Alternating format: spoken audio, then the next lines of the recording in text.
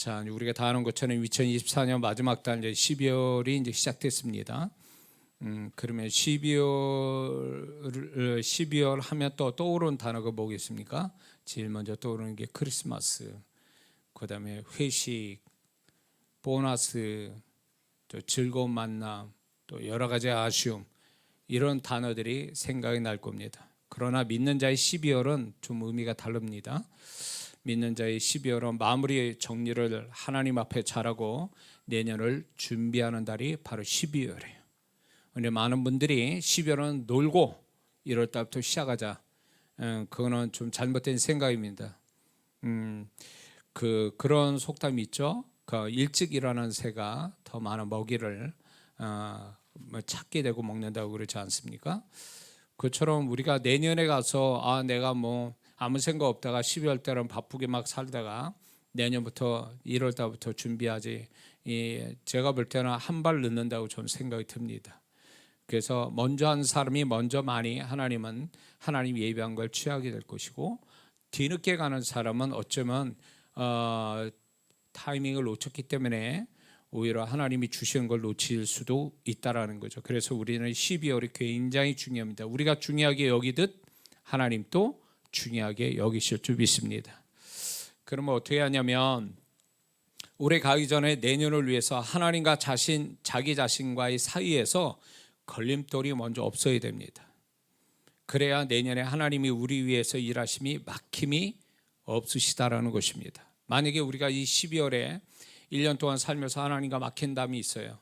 그걸 가지고 내년까지 간다면 하나님과의 막힌 담이 하나님의 계획과 축복이 우리에게서 단절될 수 있기 때문에 우리가 이 12월을 가기 전에 하나님과 막힌 게 있느냐, 걸림돌이 있느냐, 이걸 찾아보는 게 굉장히 중요한 점이 있습니다. 그래서 하나님이 인정하실 만하고 수긍하실 만한 하고 내년에 하나님이 일하심에 막힘이 없기 위한 우리의 영적 태도가 무엇이냐면, 감사할 것을 마저 감사 다 하고 이 12월 달에 하나님 앞에서, 두 번째는 회개 못한 것을 회개를 다 하고, 그리고 올해 자신의 모든 걸로 괴롭혔던 사단의 역사를 죽게 하는, 명령에서 그런 것들이 사라지게 하는 이 작업을, 영적 작업을 반드시 이 12월에 해야 될 줄 믿습니다. 그래야 자신에게 축복되지 못하는 것들이 내년까지 넘어가지 않게 된다는 것입니다. 우리가 시간상으로 구분을 줬지 않습니까? 2024년, 내년 2025년. 그런데 2025년까지 우리의 불리한 것들, 우리에게 원치 않는 것들이 내년까지 가게 된다면, 그거는 곧 뭘 얘기하냐면, 달리기 하는 사람이 완전 무장하고 이렇게 무게를 하나 잔뜩 얹고 달리는 것과 같을 수밖에 없다는 것입니다. 내년에는 하나님이 주시는 새해를 위해서 가벼운 마음으로 시작이 되어야 되는데, 우리가 올해 정리가 되지 못한, 하나님 앞에 정리되지 못한 것이 짐이 돼서 내년으로 넘어가고, 이렇게 되면 우리에게 불리해진다는 것입니다. 하나님은 분명히 우리 위해서 새 일을 행하시고 새로운 축복을 준비하고 있는데, 그것을 받을 자는 반드시 모든 게 좀 깨끗한 상태에서 그 하나님의 인도하심 받아야 하나님 걸 받지, 여기서 우장창창 깨지고 우리 자신들이 하나님 앞에 불리한 것들을 시간만 지나갔다 그래서 2025년을 맞이했다고 그게 새로운 날이 되지는 않다라는 것입니다. 내 심령과 내 삶이 새롭게 정리돼야 새로운 일을 만날 만한 자가 될 수 있다는 걸 잊지 말아야 될 줄 믿습니다. 그래서 하나님 앞에 우리가 이 12월에 마음과 삶의 정리를 잘해야 된다는 것입니다. 마음과 삶의 정리를 잘한다는 게 뭡니까? 버릴 거 버리고, 끊을 거 끊고, 소멸할 거 소멸하고, 이런 작업을 반드시 해야 되고, 내년에 무엇을 준비해야 하는지, 무엇을 하나님께 구해야 할지, 간구가 여호와의 예언적인 간구가 되도록 차분하게 깊이 묵상하는 시간이 필요한 때가 바로 12월입니다. 그러나 마귀는 12월을 우리 죄 때문에 오시는 예수님의 오심을 잊게 만들고, 더 죄를 범하게 하려고, 또 정신없게 하려고 타락한 문화와 분위기를 만들고 있습니다. 그래서 어떻게 할 수만 있다면 믿는 자도 그 분위기 안에 들어오도록 유혹하고 있다는 것입니다. 그럴 때 예수 믿는 사람은 들떠가지고 같이 집 이렇게 젊은 친구들 집에 있는 게 아쉽다, 시간이 막 아깝다 그래서 막 튀어나가지고 막 돌아다니는 건 별로 저는 보기 안 좋다고 봅니다. 그렇게 하지 마세요. 뭐 어디 갈 데도 없고 그러면 집안에 가만히 계세요. 집안에서 좀 움직이지 말고 집에서 좀. 요즘 극동방송에 계속 성탄 찬양이 나오거든요.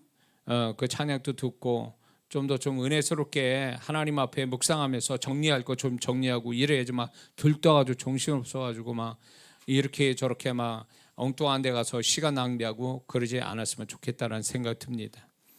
그러라고 하나님이 12월 달에 준 게 아니고 마귀는 지금 이 12월이 또 사실은 크리스마스 12월 25일이 예수님의 탄생은 실제적인 역사적으로 볼 때 12월 25일은 아닙니다. 그렇지만 우리가 전통적으로 오랫동안 이렇게 지키자고 그래서 내려왔는데 지키고 있는데 크리스마스를 마귀는 이때 이 태양신 섬기는 그 12월 25일에 이때 타락한 문화를 자꾸 만들어가지고 사람들을 타락하게 만들잖아요. 거기에 동조하지 말라는 거예요. 제가 이제 전도를 한창 할 때에 12월 24일 날 그 시내에 평택 시내에 전도자들과 함께 메가폰 들고 제가 12월 24일 날 밤에 이제 저녁에 돼가지고 메가폰 들고 전도를 하러 나갔어요. 메가폰을 들고 복음을 외치고. 근데 젊은 친구들이 엄청 많았어요. 특히 어디로 다녔냐면 그 술집하고 모텔이 있는 쪽으로 전도자들하고 같이 이렇게 다녔어요. 그래가지고 이제 안 믿는 사람 위해서도 설교하지만 그 중에 믿는 사람이 있을 것 같아서 믿는 사람 향해서 말을 했죠. 이 날이 주님이 우리 죄 때문에 오셨고 죄 사함을 주시려고 온 예수님을 우리가 기쁘게 맞아야 되는데 믿는 자가 정신 못 차려가지고 죄 짓고 이 날에 예수님 앞에 노골적으로 죄 지면 이거는 주님을 모독하는 것이다. 이러니까 그걸 1시간 동안 돌아다니면서 했거든요. 하니까 사람들이 없어. 1시간 후에는 다 어디로 들어간 건지 하여튼 사람이 안 보이더라고요. 그래서 성공했다. 이런 외침 전도가 성공했다. 자, 그런 기억이 있습니다. 그래서 여러분들이 막 우리 젊은 친구들은 막 들떠가지고 뭐 없는 약속도 만들어내려고 그러고 가고 싶지 않은데도 막 가려고 막 이렇게 하고 그러지 않았으면 좋겠습니다. 그러다가 자칫 잘못하면 사단의 덫에 걸리고 또 죄를 범할 수도 있기 때문에 그러지 않았으면 좋겠다는 생각이 듭니다. 그래서 차분하게 우리는 이 시간을 이렇게 12월을 잘 보내야 됩니다. 세상 분위기에 동조하지 않고 나를 사랑하셔서 하나님 보호자를 버리시고 또 사람의 몸을 입으시고 우리에게 죄사함과 천국 갈 길을 열어주시기 위해서 오신 예수님을 깊이 묵상하는 귀한 이 12월이 되어야 될 줄 믿습니다. 성탄에 관한 찬양만 계속 들어도 은혜가 되더라고요. 제가 이제 차를 여러분들이 극동방송 들으십니까? 이렇게 차를 타면서 극동방송 들으면 계속 그 찬양이 나오거든요. 성탄 찬양. 그 찬양을 계속 여러 찬양 들으니까 너무 은혜가 되는 거예요. 그 찬양 속에 메시지가 있잖아요. 또 주님을 생각하게 되고. 그래서 그런 시간들을 여러분이 가졌으면 좋겠습니다. 그래서 우리는 12월이 노는 날이 아니에요. 노는 달이 아니고 정말 새롭게 하나님이 주시는 시간에 대한 준비하는 달이라는 것을 우리가 잊지 말아야 될 줄 믿습니다. 만약에 오늘 우리 집에 이제 반갑고 귀한 손님이 식사로 오시는데 오늘 음식 준비하는 사람은 없을 거예요. 그런 사람 없죠. 미리미리 준비를 하게 되지 않습니까? 며칠 전부터 귀한 음식은 그것처럼 우리가 하나님께서 우리에게 베푸실 은혜, 축복들을 맞이하기 위해서 우리는 그만큼 준비하는 시간이 필요하다는 것입니다. 그래야 그분이 내가 준비된 것만큼 그분의 손길이 우리에게 미치지 내가 준비되지 않으면 그분이 뭘 준비했는지도 모른 채 지나갈 수도 있고 알아도 그 하나님의 주시는 걸 붙잡을 수 있는 어떤 그 타이밍을 놓칠 수밖에 없다는 것을 우리는 반드시 알아야 될 줄 믿습니다. 성령께서는 언제나 성도들의 장래에 하나님의 계획과 축복을 만나도록 미리 무엇을 어떻게 준비해야 될지를 계시한다는 것입니다.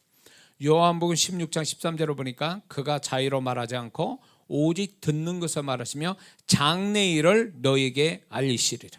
성령님이 하시는 사역 중에 하나가 뭐냐면 장래 일을 알린다는 거예요. 뭐를요? 우리가 그분과 함께 살고 그분의 계획과 그분의 축복을 만날 수 있도록 우리를 미리 어떻게 해야 될지를 미리 알려주셔서 준비케 하시는 성령님의 사역이 우리에게 있다는 거 우리가 잊지 말아야 될 줄 믿습니다.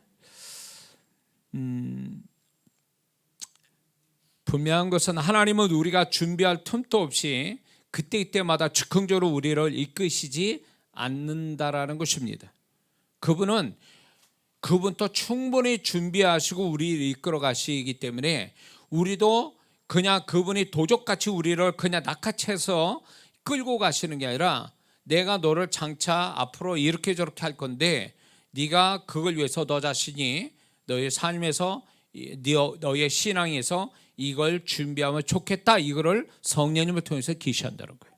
그러니 우리가 이 12월에 무엇보다도 성령님의 계시적인 마음, 그분이 계시하는 음성을 듣는 귀한 시간 돼야 될 줄 믿습니다. 그런데 우리가 너무 세상 분위기에 취하고 거기에 동조돼서 정신이 이렇게 약간 이렇게 들떠가지고 이렇게 들떠 있는 상태고 생각이 많아지면 그분이 우리를 계시하는 것을 절대로 들을 수도 볼 수도 느낄 수도 없다라는 거예요. 하나님은 항상 우리가 고요한 가운데, 집중된 가운데, 단순한 심령 가운데, 그 가운데서 그분이 우리에게 계시하지 막 요란한 가운데, 요란한 상황, 요란한 심령 속에서 그분이 계시하지는 절대 아니하신다는 걸 우리가 잊지 말아야 될 줄 믿습니다. 그래서 예수 믿는 사람이 신앙이 좋아진다는 하나의 증거가 뭔지 아세요? 신앙이 좋아진다는 것은 성도가 어떤 환경에 놓여도 그의 심령은 항상 고요하고 하나님을 향해서 고요하고 그리고 그분에 대한 집중력을 갖게 되고 그리고 그 심령이 굉장히 단순해진다는 거예요. 이게 신앙생활 잘한 사람의 모습이에요.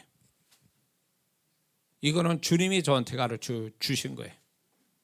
나는 복잡하게 생각하고 이런 것들이 나는 참 지혜롭고 이게 이런 생각하는 게 잘하는 거라고 생각했는데 주님은 그렇지 않다라는 거예요. 그분은 그분 앞에서 나의 문제를 다 펼쳐놓고 얘기를 하다 보면 그분이 어떻게 하시냐면 내가 이걸 어떻게 정리정돈을 해야 될지 모를 때 내가 기도하면 할수록 그분이 아주 이거 심플하게 정리시켜 주시는 걸 제가 경험해요. 그러면서 이거 아니면 저거, 그리고 그것도 이제 결국은 내 뜻은 이거야 하나만 딱 얘기하시더라고요.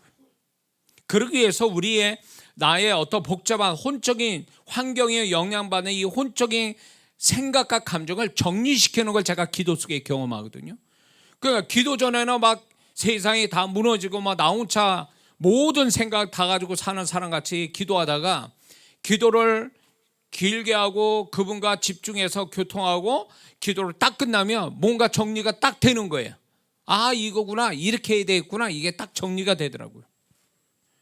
그 기도하기 전에 복잡하여서 뭐가 우선이고 뭐가 나중이고 뭐가 중요하고 뭐가 덜 중요한지 모른 채만 펼쳐놓고 하나님께 기도했더니 그분이 내가 기도하는 가운데 다 정리시켜서 깔끔하게 기도가 끝나면 그분이 깔끔하게 어떻게 해야 될지를 알려주시더라, 그 얘기예요.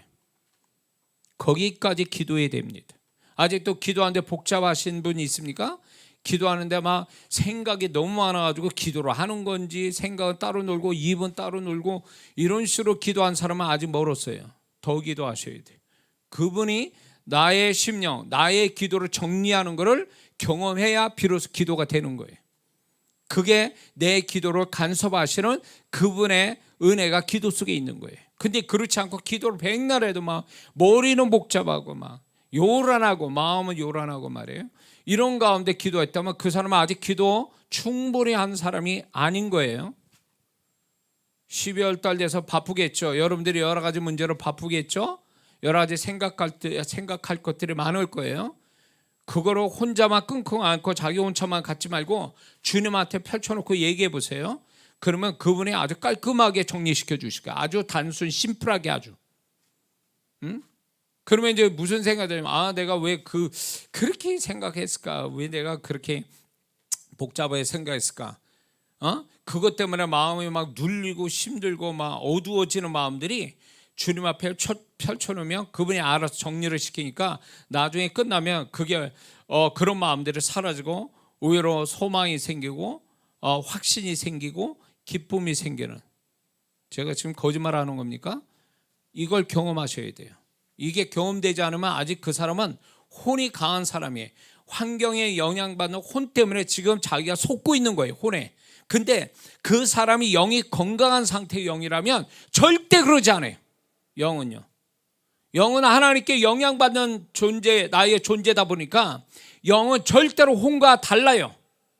그렇기 때문에 내가 하나님께 기도하며 방언 기도하면 영이 가지고 있는 하나님께 받은 것들을 정리시켜서 혼을 지배해서 혼이 함부로 그냥 날뛰게 만들지는 않는다라는 거예요. 어쩌면 우리는 혼에 속아서 혼이 복잡한 대로 그냥 하는 대로 끌려가다 보니까 그게 맞는 줄 알지만 사실 그렇지 않아요. 그렇지 않더라고요. 여러분들 이걸 분명히 아셔야 됩니다. 성령께서 장래일을 너에게 알리시리라. 그걸로 다 정리시키는 거예요. 지금까지 있던 것들을 다 정리시켜서 그분이 장래를 어떻게 하게 하실지를 버릴 거 버리게 하고 정리할 거 정리케 해서 그 하나님의 손길을 만날 수 있도록 준비케 하시는 성령님의 사역이 어느 때보다 이 12월 달에 우리에게 중요한 줄 믿습니다. 다른 측면에서 12월은 이렇게 표현할 수 있습니다. 12월은 무슨 달이냐? 대나무 마디의 끝과 같은 마디의 끝과 같다 이렇게 표현하고 싶습니다. 왜냐하면 마디가 끝이 나면 대나무의 마디가 끝이 나면 뭐합니까? 다시 또 하나의 한 마디의 대나무가 또 만들어지겠죠. 그것처럼 우리가 이 12월은 어떻게 보면 대나무 마디의 끝인데 우리가 이거를 잘 이렇게 해야 새로운 대나무가 또 만들어져 하나의 대나무 하나 만들어지듯이 우리가 새로운 하나님의 일은 또 이런 어떤 우리가 잘 마무리될 때 하나님께서는 새로운 달력과 함께 새로운 일이 진행될 수 있다는 걸 우리가 잊지 말아야 될 줄 믿습니다.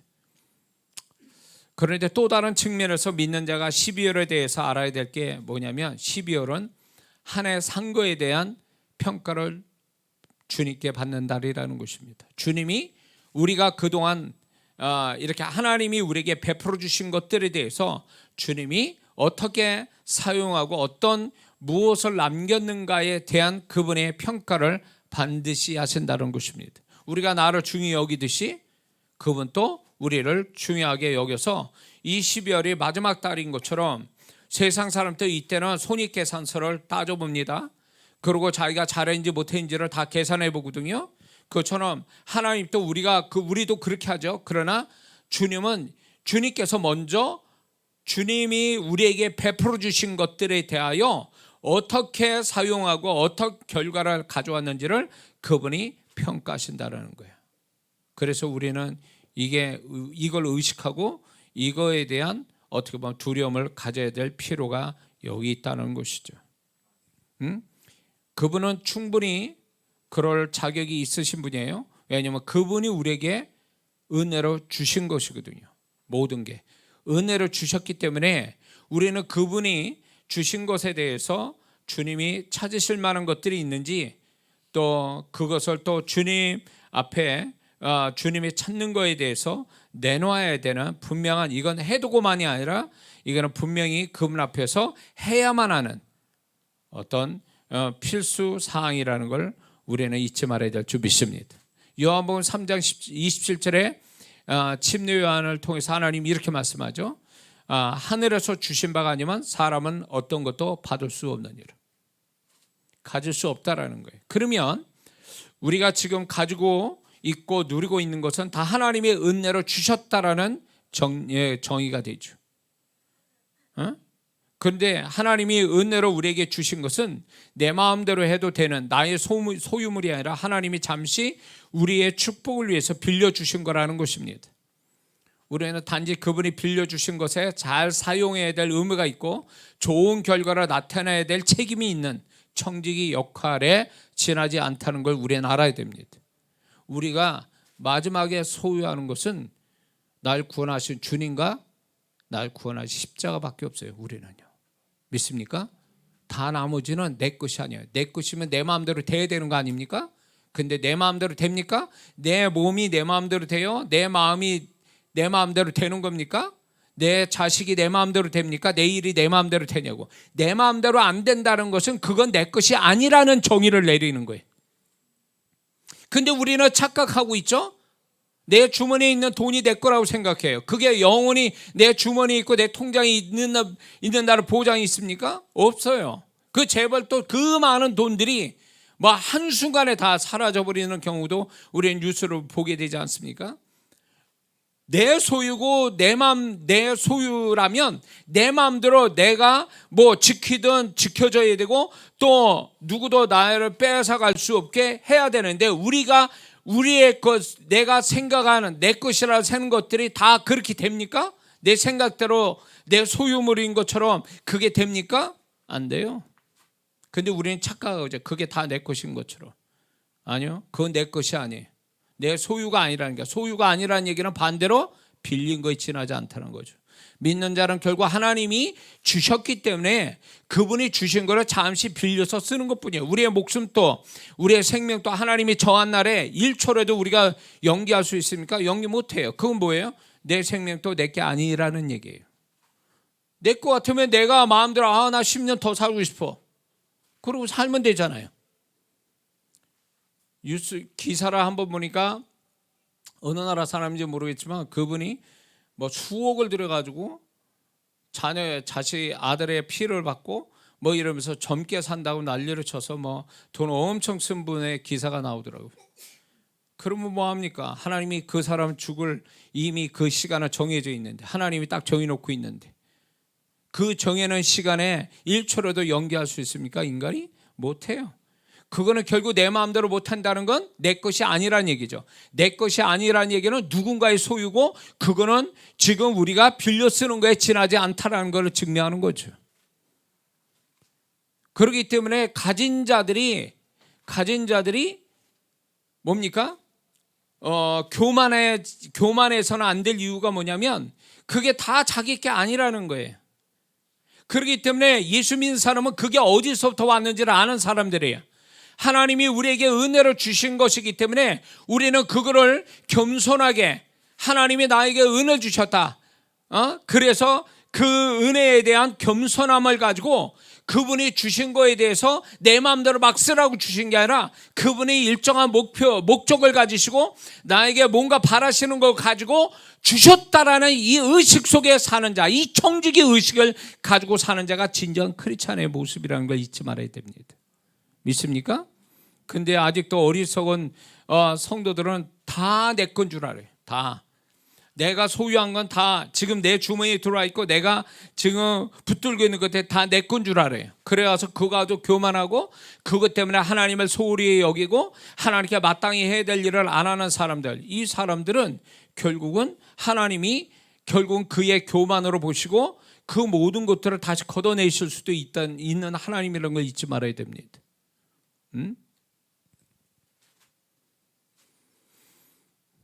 그래서 우리는 지금까지 하나님이 시간도 주시고 건강도 주시고 여러 가지 모든 걸 주셔서 지금 평안한 가운데 여기까지 와서 우리가 뭔가를 남겼다면 그 남긴 것이 하나님의 기쁨이 되고 하나님이 찾고자 하는 것이 되어져야 우리는 그분의 빌려주신 그분에 대한 은혜의 보답이라는 걸 잊지 말아야 될 줄 믿습니다. 그거를 계산해 봐야 돼요. 그분은 분명히 손익계산서를 두드려 보실 거예요. 내가 준 거에 대해서 얘가 나에게 마이너스 됐는지 플러스 되겠는지를 그분이 달아보신다는 얘기예요. 이게 빈말입니까? 천국 가서 그렇게 안 할 것 같습니까? 우리의 모든 공이 그분 앞에서 다 드러나서 정말로 금은 보화로 만들어진 보화는 불로서 우리의 공력을 실험해 볼 때 그게 남으면 상을 받을 거요. 나무나 지프로 만든 공력이라면 그건 불타서 없어진다는 거죠. 그 나라 가서도 상을 그분이 주실지 말지는 정말 그분이 바라시는 대로 우리가 주신 거에 대해서 잘 그분이 원한 걸 남기면 상이요, 영원한 상이요. 남긴 게 없으면 구원만, 부끄러운 구원을 받는 게 천국 가서 일어날 일이거든요. 그거를 지금 우리는 매년 이 12월에 예행 연습하고 있는 것뿐이에요. 그럴 때 우리가 살아 숨쉬고 있고 아직 기회가, 내년에 시간을 주신다면 기회는 있는 거니까 이 절차를 분명히 여러분들이 지나치지 말고 무시하지 말고, 이게 마지막 주님 앞에서 내가 계산해야 될 일이라고 생각할 때 냉정하게 그분이 나한테 빌려주신 것들에 대해서 뭘 남겼는지를 그분 앞에 고백할 수 있는 성도가 되어야 될 줄 믿습니다. 주님, 제가 저에게 주신 것을 내가 이만큼 이렇게 했습니다. 그럴 때 그분이 인정하신다면 그 상이 언제 올 것 같아요? 내년에 오는 거예요. 착하고 충성된 종아, 네가 작은 일에 충성했으면 내가 큰 것을 너에게 맡기니. 큰 것을 맡긴다는 것은 미래형이잖아요. 미래의 일이에요. 그분이 우리한테 상을 너는 상 받을 만해. 그러면은 그 상이 언제 옵니까? 그 다음 미래에 오겠죠. 그 장래에 오지 않겠습니까? 그러므로 여러분들이 이 12월에 하나님 앞에서 이 부분을 잘 정리해서 하나님, 이것만큼은 하나님 기뻐할 줄 믿습니다. 그러면서 그 결과를 가지고 주님 앞에 얘기할 때 그분이 인정하신다면 그 축복은 내년부터 1월 1일부터 시작이 될 줄 믿습니다. 이건 분명한 사실이죠. 신앙이 어린 성도는 이렇게 생각합니다. 내가 노력해서 애써서 열심 내서 얻어진 것을 하나님의 은혜로 주셨다라고 하면서 하나님의 은혜에 대해서 부정하고 이 하나님의 은혜에 대해서 믿지 않으라 그래요. 그리고 자기가 열심히 한 것만 그걸만 생각하면서 내가 얼마나 열심히 하고 잘했는데 라고 생각하는 성도도 있을 겁니다. 하나님이 언제 나를 도와주셨습니까? 내가 열심히 한 거지. 그러면서 자기 자랑, 자기 영광을 취하는 성도가 있다면 이건 하나님의 은혜가 점점 걷어지는 순간이 되는 겁니다. 하나님의 은혜도 하나님의 은혜에 고마울 줄 아는 자에게 은혜가 계속 흘러가는 거지, 은혜를 주셨음에도 불구하고 은혜를 부인하거나 은혜를 무시한 자는 점점 그 은혜는 소멸되어 간다는 것입니다. 그러므로 여러분의 삶 속에 뭔가 점점 모자라지고 부족해지고 뭔가 자꾸 삐그덕거리고 걸리덕거리고 그런다면 뭘 생각해야 되냐면, 내가 하나님이 나에게 주신 은혜에 대해서 내가 그걸 고마한 적이 있는가, 그 은혜에 대해서 내가 보답하는 삶을, 신앙을 가졌는가 생각해 봐야 돼요. 그게 없다면 그 사람은 분명 은혜는 점점 소멸되게 돼 있습니다. 제가 목회를 34년 하면서 개척하고 7월 14일 1990년 7월 14일 개척한 이후로 제가 병들어 있거나 그러지 않은 이상 하나님께서는 저는 주일날 이렇게 서서 예배를 인도할 수 있는 은혜를 34년 동안 주셨거든요. 저는 이거를 당연한 일이라고 생각하지 않았어요. 지금도 더 마찬가지고 모든 게 그분의 기적같이 느껴져요. 별거 아닌 것 같아도 나한테는 엄청난 그분의 손길로 내가 지금도 살고 있기 때문에 늘 그분을 향해서 감사가 떠나져요. 이거저거 막 감사, 그분의 성실하심에 감사, 그 감사를 그분이 받으시고 그 은혜에 대한 내가 보답 차원에서 지금 내가 사는 것은 내가 그분의 은혜에 보답하기 위해서 저는 두 가지를 확실히 은혜에 보답하고 나는 사는 사람이라는 걸 그분에게 늘 고백하고 있거든요.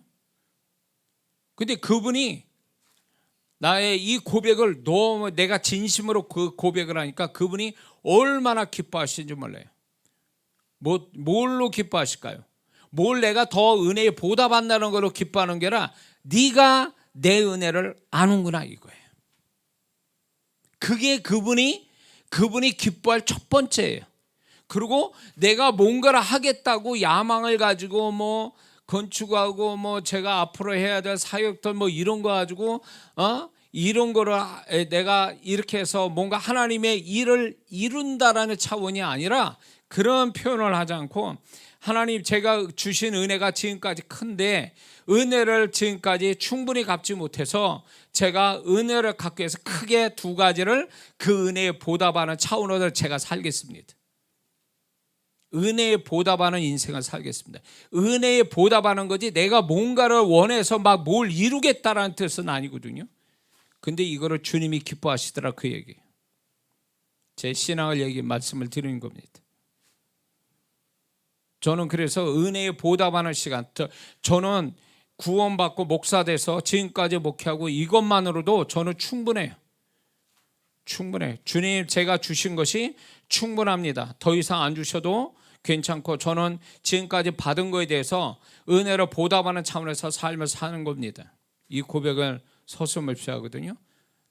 그렇기 때문에 저는 지금 은혜만 해도 넘친다고 고백을 늘 그렇게 할 때마다 주님의 감정을 제가 내 안에서 발견하거든요. 이거는 빈말이 아니니까 그분도 저를 인정해 주는 거죠. 그 고백을. 그래서 여러분들이 지금 뭔가 더 어렵고 힘들고 어떻게 모자라고 부족한 일들이 있을 수 있습니다. 근데 거기에만 집중하지 마세요.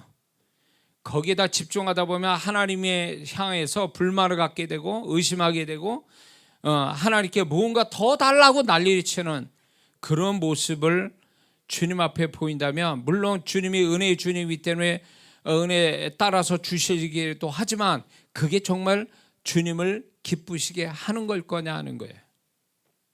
응? 그게 주님을 정말 기쁘시게 하는 거냐는 거예요. 주님 지금까지 저에게 베풀어 주신 거 이것저것 너무 감사합니다. 주님의 은혜에 갚을 길이 없고 정말 이 은혜로서 저는 살아가는 것에 감사합니다.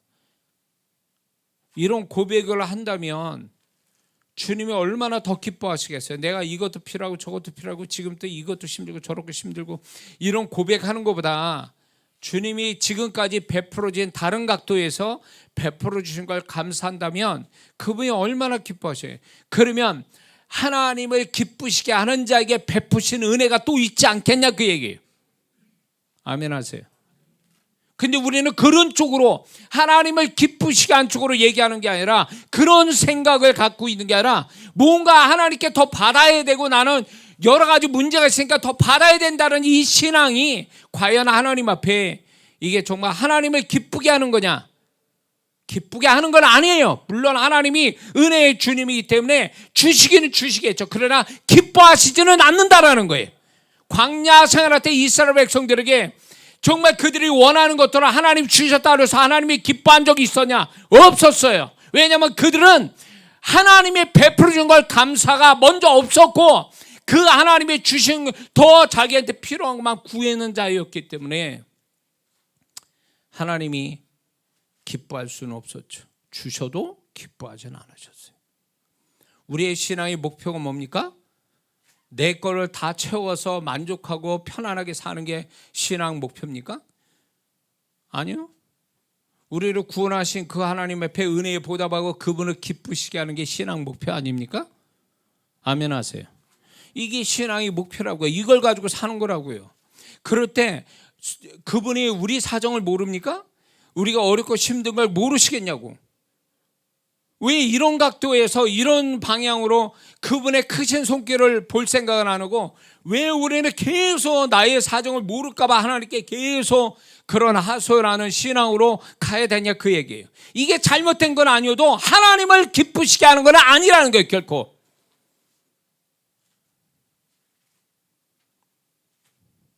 주님께서 이 부분을 가르쳐 주셨어요. 저한테.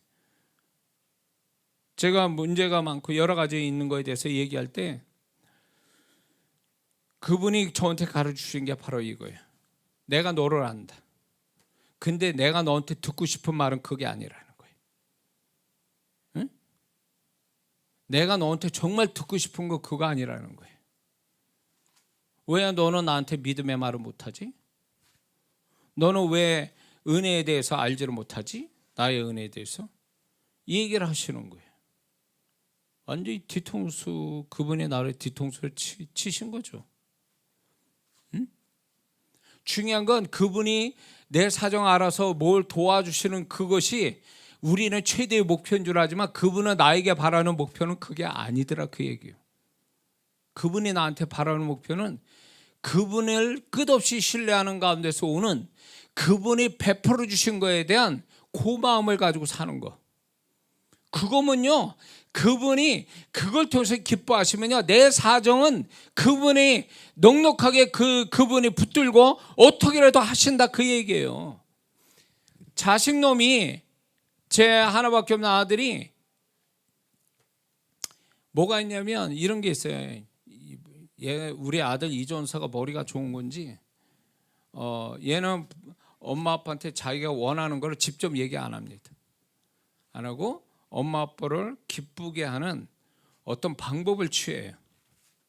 뭔가를. 근데 처음에 몰랐어요. 나중에 이제 얘가 이런 반복이 되다 보니까 얘가 엄마 아빠를 기쁘게 하는데 이제 그다음부터는 얘가 뭐가 필요한가? 이런 생각 드는 거예요. 응? 이제 저도 이제 눈치를 챈 거죠.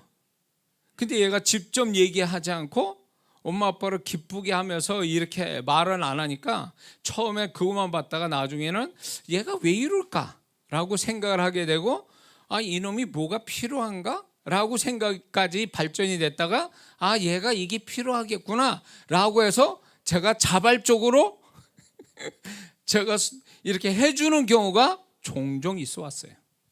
전략이 좋았죠. 직접 얘기하지 않으니까.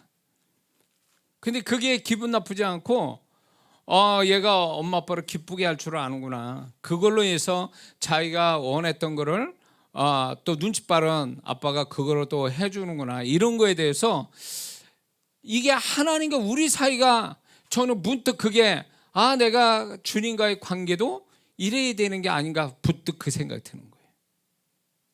응? 육신의 부모도 기쁘게 하면 없는 것도 찾아서 뒤져가지고 쟤한테 쟤를 좀 더 도와줘야 되겠다라는 생각 가지고 내가 그렇게 실제로 제가 아빠로서 부모로서 그렇게 해준다면 그분은 얼마나 더 잘해주시겠냐, 그 얘기예요. 근데 왜 우리는 이렇게 은혜스러운 방법을 택하지 않고 다이렉트로 그냥 하나님 앞에 나 필요하니까 어쩌고 막 이런 식으로 되니까, 자, 그거를 받을 때에 우리는 뭔가 하나님께 뭔가를 받을 때 여러분들 받는 그 내용만 가지고 기뻐하지 말고 그거를 주시는 그분의 마음도 헤아릴 필요가 있습니다. 정말 그분이 기뻐하실까? 기뻐하면서 받으신 거냐고. 제가 또 제 신앙을 얘기합니다. 주님께 구해서 얻었는데 찝찝한 거예요. 저는 뭘 받으면 누군가 선물을 줄 때도 그 물건을 받으면 그 물건을 보는 게 아니라 이 사람이 어떤 마음 가지고 나한테 줬는가를 생각 한번 하거든요. 받을 때 물건 가지고. 그럴 때 찝찝한 물건들이 있어요. 찝찝한 선물들이 있어요. 이건 받아서는 안 되고 그냥 하는구나, 형식으로 어쩔 수 없이 나한테 주는구나. 그러면 그 물건을 결국 안 쓰게 되더라고요. 안 쓰게 돼요. 응? 저에게 이제 이렇게 유튜브 성도분들 또 이제 방문 성도분들, 우리 성도분들은 그렇게 제가 바라지 않습니다. 그렇게 바라는 게 아니라 저한테 은혜 받으신 분들이 제가 생각지 않는데 물고 이렇게 뭘 보내주세요. 그 별거 아닌 것들도 많아요, 사실은. 근데 그 물건을 딱 잡으면 저는 그분의 심령이 읽어져. 이게 어쩔 수 없어요. 제가 은사가 그래서 그런지 영적으로 민감하다 보니까 그 물건을 딱 잡으면 그 물건을 보는 게 아니라 물건을 보낸 자의 마음을 딱 잡는 순간에 그게 와요. 그럴 때 이분이 이런 마음 가지고 나한테 주시구나. 너무 감동스러운 거예요. 너무 내가 뭐라고 저분이 저한테 나한테 근데 제가 한번 기도 한번 해줬나, 통화를 한번 했나, 그런 것도 없이 그냥 교회 집 주소를 모르니까 교회 주소로 이렇게 보내주시고, 이럴 때 그 딱 잡는 순간에 그분의 느낌이 확 오니까, 마음이 오니까 너무 감동적이면서 뭐가 오냐면 그 다음에 이건 주님이 주신 거다, 나한테. 저분을 통해서 주님이 나를 위로하고 격려하시려고 저분을 쓰고 계신다라는 생각까지 발전되니까 너무 감동스러운 거예요. 제가 몸둘 바를 모르고. 어? 그러니까 여러분들이 하나님께 뭘 구해서 얻어진 것 내용만 가지고 좋아라 하지 말고 그걸 주시는 그분의 마음은 어떠한가를 한 번쯤 헤아려 봐야 된다는 거예요. 아멘이에요. 그래야 하나님 이걸 나를 너무 기쁘게 너무 나를 사랑해서 주시는 거구나 이거 하고 그분이 그냥 약속이니까 그냥 주시는 건가 보다 이런 것 주면 좀 분별할 필요가 있지 않습니까? 어린애는요 그냥 주면 좋아해. 자기 좋아하는 거. 엄마 아빠가 무슨 마음을 줬는지 그건 상관이 없어요. 지가 가지고 싶은 걸 딱 가지면 그만이에요. 근데 머리가 큰 놈은 그러지 않잖아요. 머리 큰 자식 놈은 그러지 않는다고요. 불효자식 빼놓고는 웬만한 자식은 부모가 어떻게 주면은 부모가 어떤 마음으로 주시는가 한 번쯤 헤아려 보잖아요.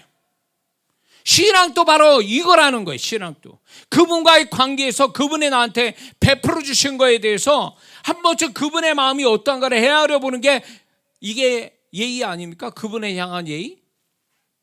이게 그런 마음을 찾아보는 것이 기본적으로 그분이 나한테 베풀어 주신 것에 대한 보답 차원의 첫 번째 모습 아닙니까? 이게 필요하다는 거죠. 그분과 좀 사귐 있고 친밀함을 가지고 그분의 정말로 그분과 사는 즐거움을 갖는다면 이건 마땅한 태도라 봐요. 이렇게 해야 되는 게 맞다고 보는 거죠. 근데 자기가 노력해서 뭐가 됐다고요? 그래서 하나님께 드릴 게 없다고? 기껏해야 감사원금부터 딱 받아보면 딱 잡으면 이 사람이 정말 형식으로 드렸는지 정말 감사해서 드렸는지 이렇게 딱 나오거든요. 형식적으로 드리지 말라는 거예요. 하나님 기뻐하지 않아요. 그건 축복도 안 되는 예물을 드리는 거예요. 그분 앞에서 나는 뭐 내가 노력해서 애써서 내가 한 거지 뭐 주님의 도우심이 얼마나 있었다고 이렇게 하는 성도들이 있다면 제가 비유로 이 얘기를 해드릴게요. 그게 뭐냐면 만약 자신의 어떤 일을 해냈는데 자신의 노력과 지혜로 80%고 그가 알든 모르든 간에 하나님의 은혜가 20%라고 가정을 해봅시다. 하나님의 은혜가 20%고 자기가 노력하고 애쓴 게 80%예요. 그러면 어린 성도는 뭘 더 더 주목할 것 같아요? 자기가 노력한 80%를 더 그게 더 중요하다고 생각하겠죠. 그런데 이거 잊지 말아야 됩니다. 하나님의 은혜가 20%에도 20%가 20%가 아니에요. 그 20%는 자신의 노력의 80%를 포함하고 그 하나님의 20%가 자기 잘됨에 결정적 역할을 한다는 거. 이 사람은 모르고 있는 거예요.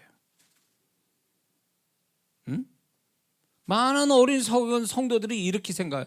하나님 내 90% 다 한 거야. 하나님 언제 날 도와주셨습니까? 직접적으로 날 도와주신 거 없지 않습니까? 라고 하지만 1%라도 하나님의 은혜가 들어왔다면 그 1%가 99%를 책임지고 1%가 99%를 결정한다는 걸 왜 모르냐 말이에요.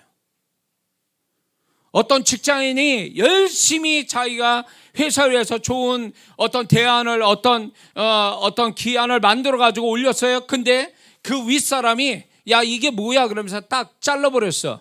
그거를 안 받아들였어. 그러면 그 사람 밤새도록 하는 게 무슨 소용이 있어요?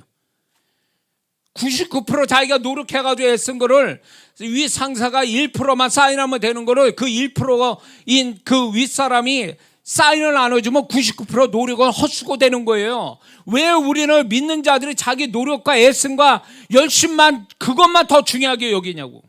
그걸 이루어주기 위해서 이거를 정말로 빛나게 해주려고 그 속에 들어간 하나님의 은혜는 왜 그걸 무시하냐 그 얘기예요. 그 은혜가 모든 결정권을 다 가지고 있는데.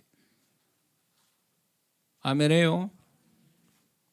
은혜가 되십니까? 만약 자기 노력과 애씀이 더 커 보인다면 그 성도는 요한복음 3장 27절 아까 하늘이 주신 바 아니면 우리는 받을 수 없다. 이 말씀 믿지 않는 자입니다. 그리고 계시록의 21장 6절 그분은 알파와 오메가예요. 처음과 끝이라고 그랬어요. 그분은 시작과 끝이라고 그랬어요. 그만큼 그 처음과 끝에 권한을 갖고 계신 분이라는 얘기예요. 예레미야 3장 33장 2절에 일을 행하시는 여호와, 그 성취하신 여호와라고 그랬어요.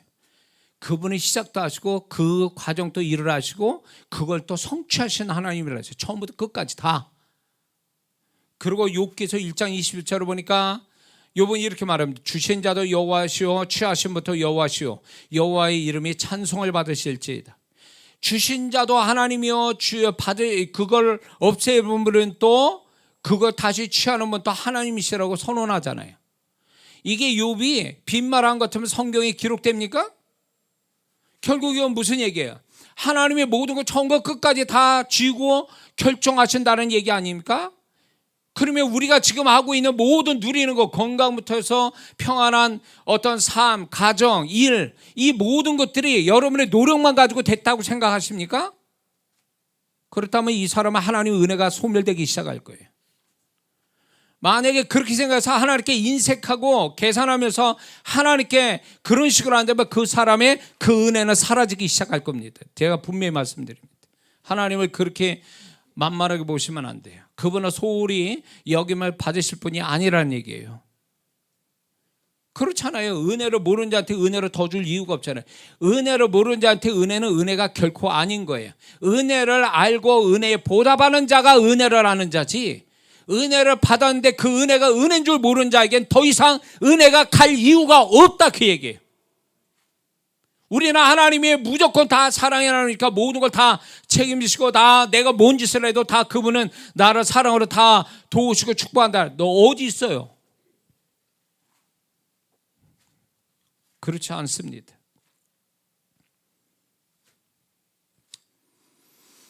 우리는 이런 어떤 지금까지 얘기한 거를 정말 여러분들이 믿는다면 하나님이 우리에게 은혜로 여러 가지 주신 것에서 분명한 이유가 있어요. 그분은 은혜 주시는 게 그냥 아무 생각 없이 주시는 게 아니라 분명한 이유를 가지고 우리에게 주신다는 겁니다. 그것은 그분의 은혜와 축복은 그만큼의 은혜는 그만큼의 주님이 찾으시는 것이 있고 그만큼의 주님의 요구와 책임이 뒤따른다는 것을 분명히 말씀해 주고 있습니다.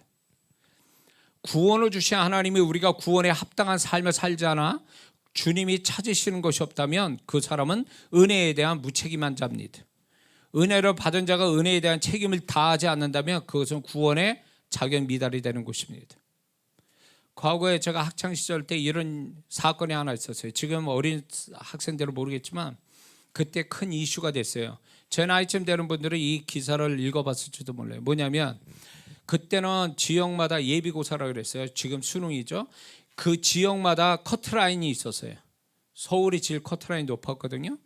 근데 그 서울 커트라인에 겨우 합격한 친구가 눈치작전에서 서울대학교 미달된 학과에 지원해서 합격을 했어요. 근데 서울대학교에서 바라는 그 점수가 있잖아요. 근데 그거 상관없이 미달이 되니까 그때 당시엔 미달된데 어떤 점수를 받고 들어가도 이거는 합격했으니까 뭐라고 말하지 못하는 거예요. 근데 이 친구는 서울대학교를 눈치작전해가지고 그 겨우 서울 커트라인이 들어간 그 점수 가지고 서울대학교를 쳐가지고 미달된 학과에 합격을 했어요. 그래가지고 이거를 계속 합격을 시켜야 되냐 불합격시켜야 되냐, 이게 사회적 이슈가 됐었어요 그때. 그런데 이제 결론은 어떻게 나냐면 합격은 한 거니까 이거는 정당한 거다. 그래가지고 붙였어요. 그래가지고 그 친구가 계속 이슈가 됐어요. 결론은 어떻게 난 줄 아세요? 이 친구가 1학년인가 2학년 다니다가 자퇴했어요. 못 쫓아가는 거야, 수업을 못 쫓아가는 거야. 서울대 학생인데 결국 수업을 못 쫓아가서 결국 과락이 되고 학점 미달로 결국 자기가 스스로 자퇴를 했어요. 뭘 얘기하는 겁니까 제가? 우리가 하나님이 엄청난 구원을 주셨는데 그 구원에 합당한 삶을 살지 않고 미달된 자꾸 삶을 살게 되면 어떻게 되는 겁니까 이거? 그러면 나중에 그 구원이 위태로워지는 거 아닙니까? 그 구원 자체가. 만약에 예를 들어서 구원받은 사람이 교회 신앙생활 안 합니다. 세상 속에 들어가서 세상 사람처럼 막 살아요. 죄 짓고 막 삽니다. 그리고 주님 찾지도 않습니다. 그러면 그 사람 정말 구원받았다고 생각하십니까? 자격 미달인데 구원받았으면 구원받은 자에답게 사는 게 중요한 거지, 구원받은데도 구원받은 자답게 살지 않으면 그건 이미 자격 미달이에요. 서울대학생이면 서울대학교 다니는 공부에 맞춰서 거기에 수준에 맞는 공부를 잘하는 친구가 서울대학생이지, 들어갔는데 못 쫓아가, 과락이고 미달이야, 학점 미달이야, 유급에, 그러면 이게 어떻게 서울대학생이에요? 그런 거예요. 그러니 우리 신앙이, 우리가 정말로 하나님이 은혜 주셨다고 그 은혜에 취해가지고 별짓을 다 한 다음에 그 은혜는 소멸되고, 반드시 하나님은 은혜 주신 거에 대한 책임을 물으신다는 거죠. 에스더가 졸지에 왕비가 됐습니다. 그랬을 때 그 왕비가 된 게 거저된 게 아니라 하나님의 분명한 목적을 가지고 왕비를 되게 하셨어요. 그거는 결국 자기 민족을 살리기 위한 역할을 하나님 주시기 위해서 왕비를 주신 거죠. 그러나 은혜를 주신 그 역할을 하지 않으면, 또 책임을 다하지 않으면 모르드게를 통해서 이런 얘기합니다. 에스더 4장 14절에 그때 내가 만일 잠잠하여 말이 없으면 유다인은 다른 데로 말미암아 노인과 구원을 얻으려니와 너와 내 아비 집은 멸망하리라. 내가 너한테 준 은혜에 대해서 책임을 지지 않고 그 역할을 그 하나님이 요구하는 거에 응답하지 않고 피해간다면 그 다음 결과는 반대적 현상이 일어날 수 있다는 걸 분명히 말씀해 주고 있는 거죠. 그러므로 우리는 하나님으로부터 많이, 본문에서는 그러죠. 하나님으로부터 많이 받은 자는 많이 잘 것이요 하나님의 많이 은혜로 많이 맡긴 자에게는 또 많이 달라 하신다는 것입니다. 그것은 그 말씀은 하나님이 주신 것만큼 비례해서 주님 스스로가 만족할 만한 그 결과를 확인하시겠다는 뜻이거든요. 그래서 우리에게서 찾지 못하신다면 그 축복은 진정한 축복이 결코 아니고, 그 주신 은혜에 대해서 보답하지 않고 그 요구에, 하나님이 찾고자 하는 요구에 긍정적인 반응을 못한다면 위태롭다는 거죠. 저는 여러분에게 말씀드립니다. 이 12월에 하나님이 나한테 뭘 주셨고, 나는 그분이 은혜에 대한, 나는 과연 보답이 얼마 되고, 나는 그 은혜에 대한 책임을 다했는지 생각해 볼 필요가 있다고 믿습니다. 왜냐하면 주님이 분명 말씀했어요. 많이 받은 자에게 많이 찾을 거고, 많이 맡긴 자한테 많이 달라 하신다라는 그분의 음성이 누구한테 얘기하는 거예요? 은혜 받은 우리 자신한테 얘기하시는 거예요. 그러니까 더 받을 거를 생각할 게 아니라, 더 받을 거를 생각해보는 시간이 아니라, 우리는 받은 거에 대한 그분의 은혜에 대해서 내가 어떤 책임을 졌고 내가 어떻게 그분에게 은혜 보답한 거를 생각해야 될 게 바로 이 12월 달이라는 거예요. 믿습니까? 비유를 좀 들겠습니다. 부모가 자식을 낳아서 먹여주고 입혀주고 학비 대줘서 이렇게 하는 것들에 대해서 그 자녀가, 부모가 이렇게 애쓰는 것에 대해서 공부로서, 건강으로서, 또 사회생활 잘하는 거로 인해서 그동안 부모에게 베풀어준 은혜에 이렇게 보답하는 거라면 이 자식은 정말 훌륭한 자식이죠. 잘하든 못하든 간에. 그것처럼 우리 하나님이 우리에게 주신 것을 우리가 잘 사용해서 자신의 축복을 만들고 하나님께 영광과 기쁨이 되게 한다면 그것이 주님이 찾으시는 것이 되고, 그 다음에 축복을 받을 수 있는 자격 있는 성도가 된다는 걸 잊지 말아야 될 줄 믿습니다.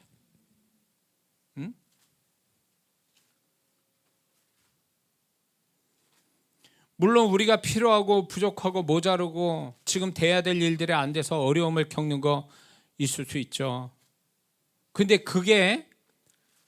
그것을 하나님은 모르시는 게 또 아니고, 언젠가는 그분의 은혜로 이 모든 게 또 잘 될 수 있는 그분의 손길은 남아 있는 거거든요. 믿습니까? 근데 그분의 손길이 남아 있음에도 불구하고 우리는 여기에 안달복달하는 거죠. 이게 정상적인 신앙인 것처럼 이렇게 하는 게 맞다라고 하지만, 이거보다 한참 높은 게 뭔지 아세요? 반대 방향으로 다른 각도에서 그분이 나에게 베풀어 주신 그 은혜에 대해서 고마워하고 그렇게 그분이 베풀어 준 거에 내가 보답하려고 애쓰면 이거는 그분이 책임져 주신다는 거죠.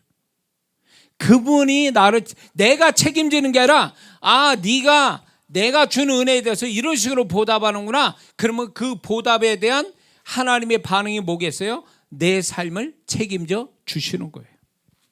왜 우리는 이런 삶을 살아보지 않느냐는 거죠.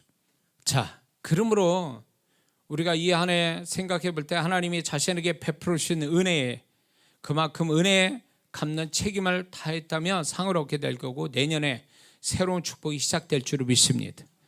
주님의 새 은혜는 거저 오는 게 아니라 그 사람이 이렇게 하나님 앞에서 은혜에 대한 보답으로 잘 정리정돈을 잘하는 사람에게 그 사람은 진짜 새 날이 되고 새 축복이 시작된다는 걸 잊지 말아야 될 줄 믿습니다. 분명한 것은 주님이 우리에게 은혜로 주신 것들은 다시 찾고 달라는 것은 심판하기 위함이 아니라 또 다른 상을 주시기 위해서 이렇게 요구하신다는 것입니다. 심판하려고 찾는 게 아니에요. 자, 그분의 은혜가 100이라고 비유를 듭시다. 그분의 은혜가 100이에요. 근데 내가 그분의 은혜를 발견하고 그분의 은혜 갖는 게 10밖에 안 돼. 그래도 그분은 좋아하신다는 거죠.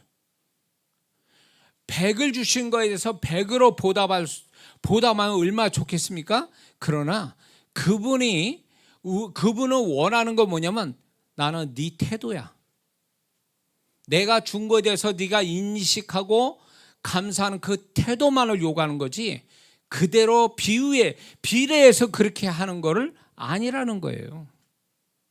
근데 우리는 이것마저도 기본적으로 이 최소한의 이 태도도 안 가지니까 그분의 은혜가 소멸되는 거죠. 그렇기 때문에 여러분들이 지금 이 12월을 지나가기 전에 우리는 그분 앞에 사는 자들이잖아요. 내가 세상하고 사는 거예요? 사람들하고 사는 겁니까? 아니요, 우리는 그분 앞에서 살고 그분과 상대하고 살아가는 거고 그분을 상대해서 그분이 기뻐하고 원한다면 그분이 알아서 내 삶을 책임져 주시는 거 아닙니까? 다윗의 인생이 그렇게 살았잖아요. 하나님과 상대해서 거기 결론이 났잖아요. 하나님과 상대했더니 하나님이 다윗의 인생을 책임지고 축복하신 거 아닙니까? 다윗이 자기 정치와 군사력 가지고 이스라엘 왕이 된 거예요? 아니잖아요. 그거와 똑같아요. 우리는 그분 앞에 살면서 그분에게 정말로 그분이 기뻐하시고 나를 신뢰하는 내가 그분 앞에 존재가 된다면 그분은 내 삶을 넉넉하게 다 책임지시고 이끌어 가시는 은혜가 있게 될 줄 믿습니다. 우리는 마지막으로 결론을 냅니다.